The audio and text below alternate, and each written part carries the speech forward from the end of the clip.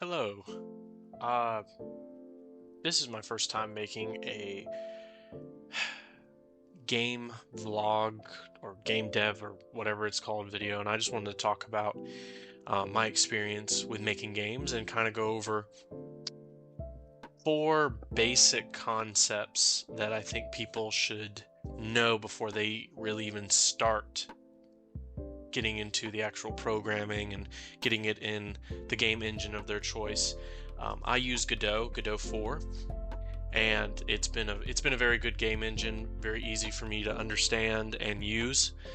But some people use Unity or Unreal or whatever it may be. I'm still learning, but I wanted to focus on these four basic concepts that I think can be very useful with helping somebody create their first game before they get into the real headaches of programming those different fun things that you learn as you go.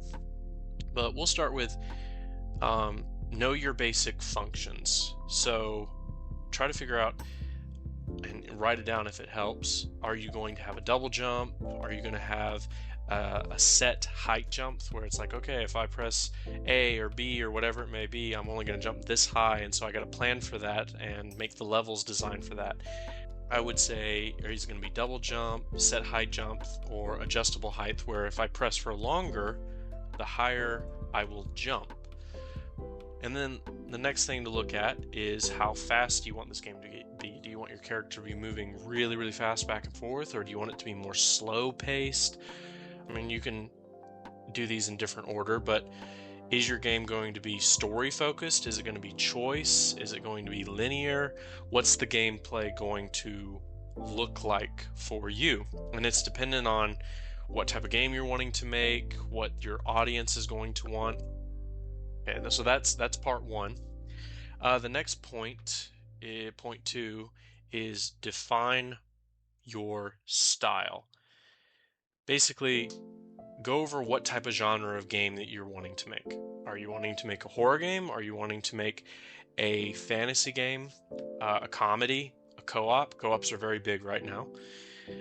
Also look into what type of art style are you going for, and that will be determined by the genre. So if you want to do pixel art, if it's horror focused, you'll be more dark and grungy, unless you're trying to subvert people's expectations with a more lighthearted video game. And then do concept art that can really help solidify your vision. It helps a lot to write down what you're wanting to have done and to conceptualize before even getting started, because if you're already in Godot, you want to have your base animations down so that way you can at least have some type of idea of what the game will look like. And talk to people. I mean, if you have friends that you can talk to about it that can really tell you if your ideas are stupid, that can help.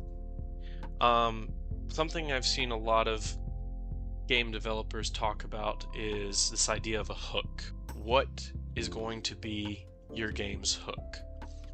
And I've heard a lot of various opinions on this. Some I disagree with, some I absolutely agree with. I think you need to look at what your skills are currently and what you think you can learn, and try to figure out, do I have a concept of a good mechanic, something that's new, something that's just, amazing, it's going to grab people's attention, like it's going to be so fun, that mechanic. And then you focus on that, you focus on building that mechanic and not worry too much about the art, though art and story can be very important, but the focus will be the mechanic. Another hook would be art. My favorite. It's like, do you want to be visually stimulating to the player? Like, do you want their eyes to be like, oh, this is so amazing? I say all this, and you can watch other people who are better at speaking than I am describe good hooks. I say all this. The best thing to know is you cannot have one without the other. One can be the focus between, art, mechanics, story, music, sound, whatever it may be. It can be the focus, but it cannot be the only thing you have. Otherwise, you don't have a video game. A video game is comprised of multiple parts. So figure out what your strong suit will be, and then that will be your main focus, but you've got to use those other bits and pieces to enhance and uplift the main focus of that.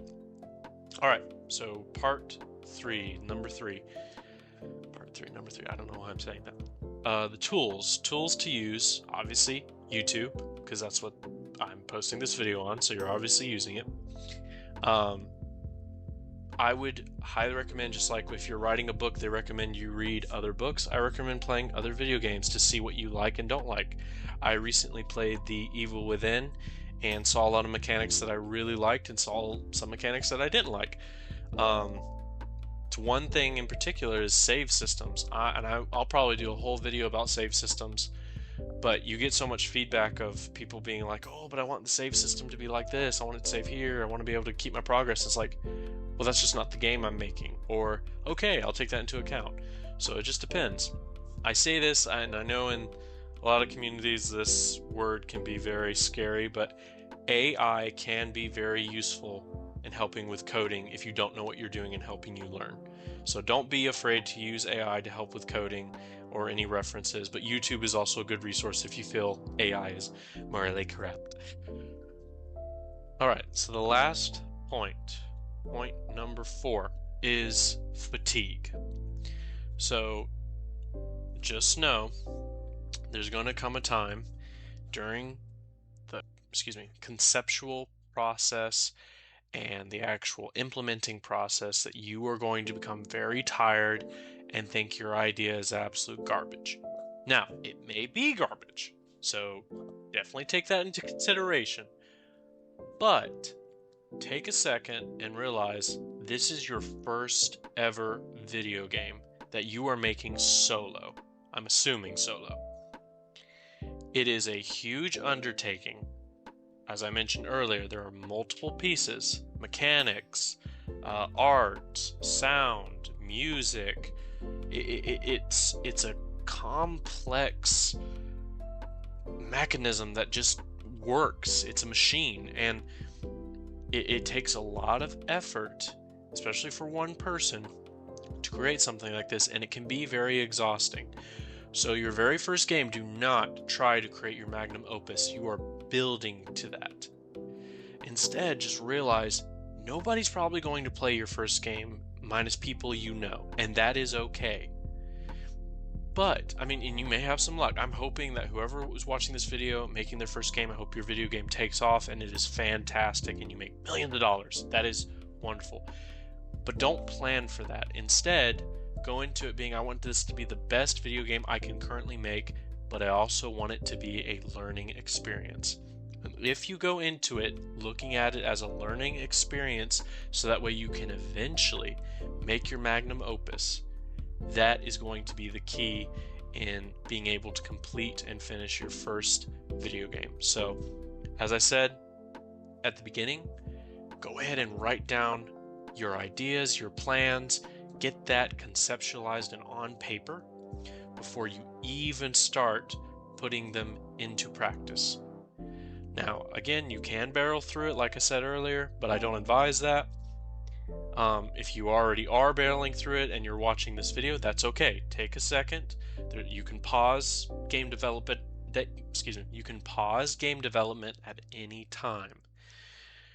Look at your video game if you're struggling, or if you just don't know where to go, and rethink. How do I put this? I'm going to edit this. Figure out what is going to be the most entertainment for your audience, because that is the ultimate goal of the video game, is to entertain. You can have other goals in that ultimate goal of entertainment, and that is okay. That is perfectly fine. But that is the ultimate goal of a video game, is entertainment. So don't forget that.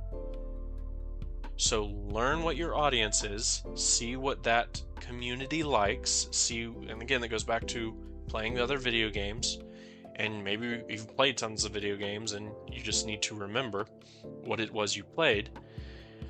But go into that knowing, okay, So these people, this game succeeded. Why did it succeed? It wasn't because of the name, because this is an indie game, you know. So these people didn't know who this person was. It was because of this particular mechanic, how it was done this way. And again, it goes back to point number 2. What type of genre of game am I making? Am I making horror, fantasy, comedy, co-op, dating simulator? I don't really care for those, but dating simulator. And once you figure out these 4 major things, you can really have a great start to making your video game. Again, I'm mainly focusing on 2D games right now. They're the easiest to get involved with starting out. However, if you're skilled in 3D modeling and that type of animation already, get into 3D games. It's going to be easier for you to get into that than learning a whole new field for 2D. It's same for 2D animators and whatnot. So don't be discouraged if it's all like you get on YouTube and you see all of these videos of people like, oh, I'm gonna move my mouse over here and then quickly move it over here, and you don't know which step, and you have to play the video at like half speed because you don't know what's going on. They're talking so fast, they're using words I don't know. Just take a second and realize technology can help, and that if you take it step by step, focus on one particular issue at a time. If you take it all at once, it is overwhelming and you will quit very easily. But if you take it one step at a time, and there was going to be frustration no matter what, I'm guaranteeing you will be frustrated at some point. So don't watch this video thinking, oh, this video is going to solve all my problems, because it won't. Be able to improvise. That is a very good talent when you're making a video game. If you already know how to make it, like you're like, I'm 100% certain, then go ahead, you know, you don't need my video, but take it step by step. Don't be too rigid. That's the word. Rigid. Don't be too rigid. And that's it for this video. I'm going to do, hopefully, more videos like this in the future, tackling particular topics. I am not 100% an expert on this. I am new to this area, but I have seen a lot of things that have made me concerned and or question people's ideas of how to make video games. Write some ideas down, run them by friends, preferably people who play video games. Play some video games. Just take a second, collect this information, these ideas, watch some YouTube videos, and then put it into practice. And that's the key to starting your indie game journey. But thank you so much for watching, whoever's watching, and I hope you have a good day. God bless, and thank you for your time.